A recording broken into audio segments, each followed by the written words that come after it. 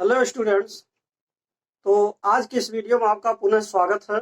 आज हम चर्चा करेंगे जो नेक्स्ट मॉडल हैं जिनको हम नो सुनर दैन कहेंगे तथा वुड वेल डू टू के बारे में। वुड वेल डू टू और नो सुनर दैन, इन दोनों ही मॉडल्स की चर्चा होगी। देखिए, सबसे पहले इसमें हमको समझना है कि नो सुनर दैन जो आ रहा है इसका क्या मतलब है। तो देखिए, नो सुनर दैन का वास्तव में अगर देखा जाए तो इसका हिंदी में जो अर्थ आएगा वह अर्थ आएगा ही था। देखिए, नो सुनर दैन का मतलब ही था कि, ये अर्थ देगा। और वुड डू वेल टू, इसका जो अर्थ होगा, इसका अर्थ होगा अच्छा होगा। दो बात हो गई। अब एक चीज बच रहा है कि ज्यों ही और तब, ये कैसा क्या अर्थ देगा। तो देखिए, नो सुनर दैन का एक दूसरा उल्टे में कंजंक्शन होता है जिसको आप कह सकते हैं एज सून एज। तो एज सून एज माने होगा, जैसे यहां दिया हुआ है ज्यों ही तब, तो इसका अर्थ होगा ज्यों ही और तब।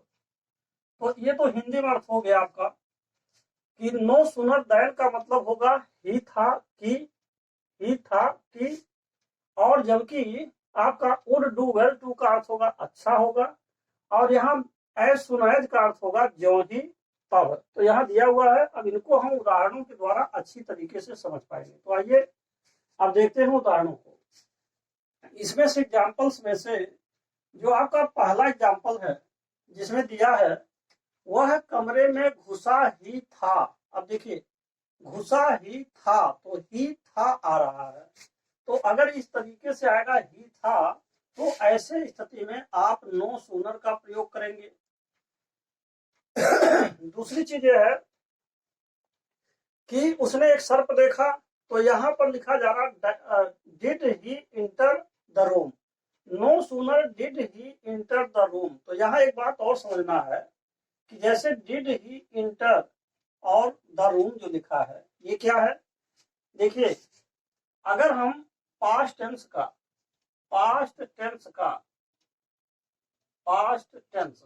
इसका अगर हम इंट्रोगेटिव सेंटेंस बनाएं, पास्ट टेंस में अगर इंट्रोगेटिव बनाए जाएं, तो ऐसे स्थिति में जैसे मान लीजिए कहा जाए कि डिड और इसके बाद ही, इसके बाद इंटर और इसके बाद द रूम, अगर ऐसे लिखा हो did he enter the room और क्वेश्चन साइन लगा हो, तो इसका हिंदी में अर्थ होगा क्या वह कमरे में, क्या वह कमरे में घुसा। तो देखिए, अब यहाँ पर अगर इतना did he enter the room लिखा हो, जैसा क्या लिखा did he enter the room, और यहीं पर क्वेश्चन साइन लगा दिया जाए, तो यही वाक्य आपका पास्ट इंडेफिनिट टेंस का इंट्रोगेटिव हो जाता है। तो कहने का मतलब है ये इंट्रोगेटिव भले है, यही इंट्रोगेटिव आपको यहाँ सेट करना है। ये नहीं होना चाहिए कि नो सुनर और ही इंटर्ड लिखिए, ऐसा नहीं होगा कि जो ही वह कमरे में घुसा ही था तो इंटर का सेकंड फॉर्म लगा दीजिए। भले ही यह वाक्य साधारण है, यानी कि अफर्मेटिव है, परंतु इसके बावजूद भी आप इसको पास्ट इंडेफिनिट के इंट्रोगेटिव सेंस में लिखेंगे। यानी पहले डिड लगाएंगे, फिर सब्जेक्ट लिखेंगे। देखिए, डिड के बाद आपका सब्जेक्ट ही है, इसके बाद वर्ब की फर्स्ट फॉर्म देखिए यहाँ होगा। जब पास्ट इंडेफिनिट टेंस लिखा जाता है तो उसमें सहायक क्रिया डिड सभी सब्जेक्ट के साथ होता है और वर्ब की फर्स्ट फॉर्म आती है। तो इस सेटिंग से लिखेंगे, डिड पहले लिखेंगे, इसके बाद आपको सब्जेक्ट लिखना है, फिर आपको इंटर द रूम हो जाएगा, और इसके बाद आप कंजंक्शन जो इसमें दायन है इसको लिखेंगे, ही सा स्नेक हो जाएगा। तो वह कमरे में घुसा ही था, यानी no sooner did he enter the room, कि उसने एक सर्प देखा। तो दैन का अर्थ यहाँ की से देगा, यानी दैन का मतलब यहाँ तब नहीं हो जाएगा। तब भी हो सकता है कि तब उसने एक सर्प देखा, लेकिन हिंदी के वाक्य के अनुसार इसको की के रूप में हम लोग निकालते हैं। तो दैन माने तब भी कह सकते हैं, या दैन का मतलब की का अर्थ देगा। तो इस तरीके से इसको लिखना है। तो ये था, ये आपका पहला पॉइंट जिसको ए कहेंगे। अब आइए इसी चीज को हम दूसरी पॉइंट में ले आते हैं। बात यह है, इसी सवाल को, इसी क्वेश्चन को आप दूसरे तरीके से भी लिख सकते हैं। अब देखिए, यहाँ लिखा had he entered the room, ये लिखा है। अगर हम यहाँ डिड के स्थान पर हैड कर दें यहाँ पर अगर हम सबसे पहले हैड लिख लें, और जहाँ इंटर है यहाँ पर अगर इंटर्ड लिख दिया जाए, यहाँ एंटर्ड लिख दिए जाए, तो यहाँ आप देख रहे हैं कि had he entered the room, तो अर्थ क्या देगा, क्या वह कमरे में घुसा, उसके बाद था हो जाएगा। कहने का मतलब अब ये कौन सा टेंस बदल गया, पास्ट इंडिफिनिट नहीं रहा, अब ये पास्ट का परफेक्ट टेंस हो गया, पास्ट परफेक्ट। तो कहने का मतलब ये है, सवाल आपका यह है कि वह कमरे में घुसा ही था, अगर ही था, वह कमरे में घुसा ही था, वह घर पहुंचा ही था, वह स्कूल पहुंचा ही था। तो अगर ऐसे आता है तो इसको हम इस तरह की सेटिंग में लिखते हैं कि सबसे पहले नो सूनर लगा देंगे, इसके बाद इसको पास्ट के इंडेफिनिट में, या तो हम इसे पास्ट के इंडेफिनिट में और इसके इंट्रोगेटिव सेंस में लिखेंगे, अथवा इसको हम पास्ट टेंस के परफेक्ट टेंस में, पास्ट के परफेक्ट के और इंट्रोगेटिव सेंस में इसको आपको लिखना होगा। इस तरीके से इंट्रोगेटिव सेंस में लिखना होगा, तब जाकर के, और बाद में कंजंक्शन देन लगाना है और बाकी हिस्सा इसने कैसे उतार देना है। तो इस क्वेश्चन के दो जवाब हैं, चाहे आप यह कहिए कि no sooner did he enter the room he saw snake, अथवा no sooner had he enter the room he then he saw snake. तो ये जो क्वेश्चन नंबर 1 है, इसके दो आंसर हैं, answer number A, answer number B. तो मैं आशा यही करता हूं कि आपको ये बात भली भांति समझ में आ गया होगा। केवल यही चीज आपको ध्यान देना कि नो सूनर आपका पहले आ जाएगा, इसके बाद चाहे डिड होगा अथवा हैड होगा, इसके बाद सब्जेक्ट होगा, इसके बाद इंटर अथवा इंटर्ड होगा, यानी वर्ब की या तो फर्स्ट फॉर्म होगी अथवा वर्ब की यहाँ पर थर्ड फॉर्म होगी, और इसके बाद द रूम लिख देंगे जो ऑब्जेक्ट बचा है, फिर देन लगा देंगे, बाकी यहाँ इसको पास्ट टेंस में तो लिखना ही है, सा जो आया है। तो इस तरीके से आपका ये था एग्जाम्पल नंबर 1। अब हम बात करेंगे एग्जाम्पल नंबर 2 के बारे में। इसमें क्या लिखा है, ज्यों ही वह कमरे में घुसा तब उसने, त्यों ही या तब उसने एक सर्प देखा। देखिए जो यहाँ लिखा है उदाहरण नंबर 1, वह कमरे में घुसा ही था कि उसने एक सर्प देखा, इसमें, और ज्यों ही वह कमरे में घुसा तब उसने एक सर्प देखा, इसमें, इन दोनों ही उदाहरणों के अर्थ में कोई अंतर नहीं है। एक बात तो ये क्लियर हो गया, चाहे आप ऐसे कहिए तब भी अर्थ वही दे रहा है कि वह कमरे में घुसा ही था कि उसने एक सर्प देखा, और ज्यों ही वह कमरे में घुसा उसने एक सर्प देखा, तो दोनों का अर्थ समान है, परंतु इसके लिखावट में अंतर है, इनके जो है हिंदी के वाक्यों में अंतर है, और इनकी जब अंग्रेजी बनाते हैं तो उसमें भी अंतर आ जाते हैं। यहाँ देखिए ज्यों ही अर्थ दे रहा है, अब ज्यों ही जब आएगा तो ज्यों ही की अंग्रेजी क्या हो जाएगी, एज सून एज हो जाएगा। एक बात तो ये देखिए, ज्यों ही, यहाँ हिंदी में ज्यों ही शब्द आ गया, अब यहाँ ही था नहीं आया, ज्यों ही आ गया, इसकी अंग्रेजी भी बदली तो एज सुन एज हुआ यहाँ, जबकि आपका नो सूनर था। अब एज ही और इंटर्ड द रूम, इसमें सीधे पास्ट इंडेफिनिट यानी वर्ब की सेकंड फॉर्म का ही केवल यूज किया जा रहा, वी सेकंड लगाया जा रहा है, और दूसरे में यहाँ कामा लिखा जा रहा है, कामा के बाद जो है इसमें दैन का प्रयोग नहीं हो रहा कि दैन लगा दें, केवल दैन के स्थान पर कामा लिखे जा रहे हैं, और दूसरा जो आपका क्लास है यह भी पास्ट इंडेफिनिट में वी सेकंड यानी कि वर्ब की जो सेकंड फॉर्म है उसको लिखा जा रहा है, वर्ब की जो सेकंड फॉर्म है वी सेकंड, और जिसको आप कह सकते हैं वर्ब की सेकंड फॉर्म। तो यहाँ भी जो आ रहा है वर्ब की सेकंड फॉर्म यहाँ भी है, और वर्ब की सेकंड फॉर्म आपका यहाँ भी है, दोनों एक समान है, लेकिन यहाँ आप देख रहे हैं कि एज सुन एज लग रहा है। तो इस तरीके से एक तो अंतर यह हो गया कि हिंदी में इस तरह का अंतर है। दूसरा एक अंतर और भी है इस वाक्य के बनावट में और इस वाक्य के बनावट में, ध्यान दीजिएगा। बहुत बारीकियों से मैं समझाना चाहता हूं।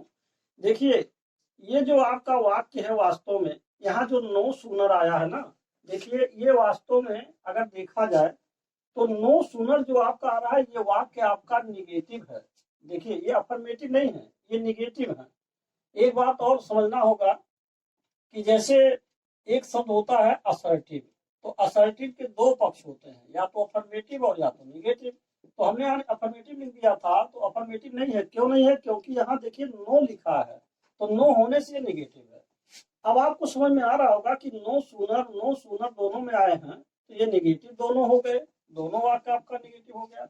और जबकि यहाँ देखिए as soon as he enter the room he saw, इसने किसमें कहीं पर भी नो नॉट नेवर ये सब का प्रयोग नहीं किया गया है, कहीं पर भी नो नॉट नेवर आदि नहीं आए हैं। यानी कि अगर निगेटिव वर्ड नहीं आए हैं तो स्वाभाविक बात है यह वाक्य कैसा हो जाएगा, अब यह वाक्य आपका हो जाएगा अफर्मेटिव। अब तो आपको समझ में आ गया होगा कि मैं आपको क्या बताना चाहता था। देखिए सवाल एक ही है, इसके अर्थ में कोई अंतर नहीं है, चाहे आप कहिए वह कमरे में घुसा ही था कि उसने एक सर्प देखा, चाहे कहिए जो ही वह कमरे में घुसा तब उसने एक सर्प देखा, और इसकी दो अंग्रेजी बनाई गई। परंतु अंग्रेजी के वाक्यों को देख करके ये आप अंतर समझ सकते हैं।